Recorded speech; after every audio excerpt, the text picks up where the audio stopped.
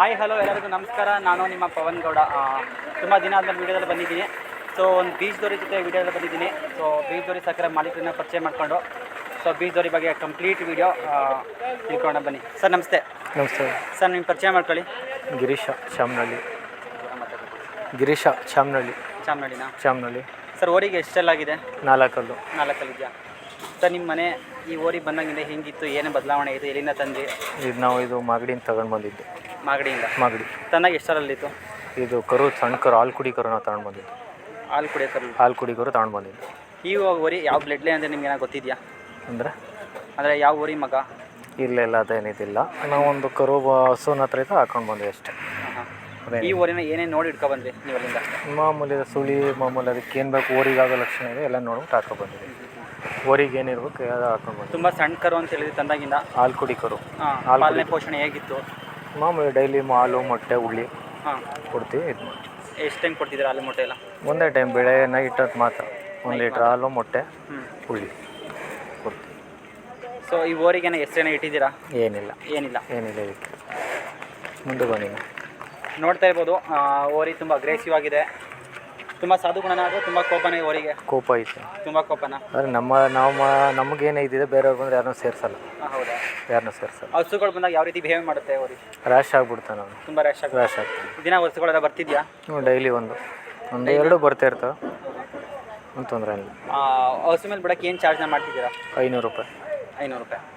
Sir return ಆದರೆ ತಿರ್ಗಾ? Return ಆದರೆ ಸದ್ಯ ರಿಟರ್ನ್ ಏನಿಲ್ಲ. ಏನೋ ದೂರದಿಂದ ಬಂದರೆ ಕಾಸಿಲ್ಲ. ಇಲ್ಲಿ ಅವರೇ ಕೊಡ್ತಾರೆ, ಇದು ಮಾಡ್ತೀವಿ ಅಷ್ಟೇ. ನೋಡ್ತಿರ್ಬೋದು, ಓರಿ ತುಂಬ ಅಗ್ರೆಸಿವ್ ಆಗಿದೆಯಂತೆ. ಓರಿ ಬಂದಾಗ ಹಸುಗಳು ಬಂದಾಗ ಫುಲ್ಲು ರ್ಯಾಶ್ ಆಗಿ ಬಿಹೇವ್ ಮಾಡುತ್ತಂತೆ. ಸರ್ ಇದಕ್ಕೆ ಈಗ ಪ್ರೆಸೆಂಟ್ ಏನೇನು ಫುಡ್ನ ಕೊಡ್ತಿದ್ದೀರಾ? ಬೆಂದುಳ್ಳಿ ಮೊಟ್ಟೆ. ಏನು ಕೊಡ್ತಿದ್ದೀರಾ? ಬೆಂದುಳ್ಳಿ ಮೊಟ್ಟೆ. 2 ಟೈಮ್ ಕೊಡ್ತಿದ್ದೀರಾ? 1 ಟೈಮ್ ಮಾತ್ರ, ಒಂದೇ ಟೈಮ್. ಈಗೇನು ಹಾಲಿಗೆ ಏನು ಕೊಡ್ತಿಲ್ವಾ? ಹಾಲೇನು ಹಾಕ್ತಿಲ್ಲ. ಈಗ ಮೊಟ್ಟೆ ಉಳ್ಳಿ ಮಾತ್ರ ಕೊಡ್ತೀವಿ. ಮೊಟ್ಟೆ ಉಳ್ಳಿ ಒಂದೇ ಟೈಮಲ್ಲಿ 2 ಟೈಮ್ ಕೊಡ್ತೀವಿ? 1 ಟೈಮ್ ಕೊಡ್ತೀವಿ ನಾವು, ಒಂದೇ ಟೈಮ್. ನೀವು ಯಾವ ಜಾತಿಗಳನ್ನ ಮಾಡ್ತೀರಾ ಸರ್? ನಾವು ಬೇಬಿ ಊಟ ಮುಡುಕ್ತಾರೆ, ಸಿಹಳಿ ಎರಡೇನೆ, ಇನ್ನೆಲ್ಲೂ ಹೋಗಲ್ಲ.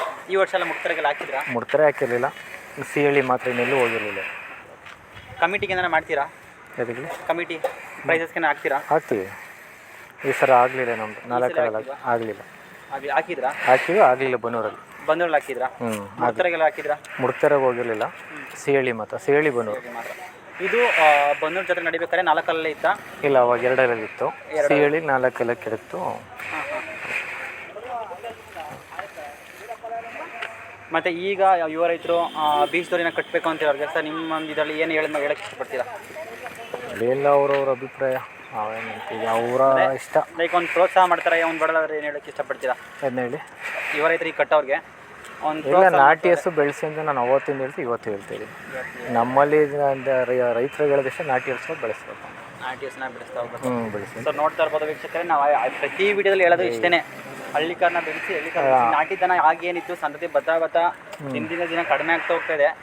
ಸೊ ಹಳ್ಳಿಕಾರನ್ನ ಬೆಳೆಸೋದ್ರ ಮುಖಾಂತರ ಯುವ ರೈತರು ಈಗ ಸಾಕಬೇಕು.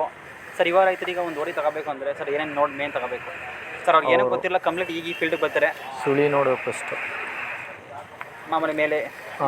ಸುಳಿ ನೋಡ್ಬಿಟ್ಟು ಓರಿ ಕಟ್ಟೋರೇಂದ್ರು ಇಲ್ಲಿ ಬಳ್ಳೆ ಚೆನ್ನಾಗಿರ್ಬೇಕು, ಕಣ್ಣಿನ ಬಳ್ಳೆ, ಕತ್ತು ಇದನ್ನು ನೋಡಿ ತೊಗೊಂಡ್ರೆ ಕಾಲು ಚೆನ್ನಾಗಿರೋ ಫಸ್ಟು. ಕಾಲು ಪೈ ಹಿಂದೆಗಡೆ ಮುಂದೆಗಡೆ ನೋಡಿ ಸುರುಳಿ ನೋಡಿ ತಗೋಬೇಕು.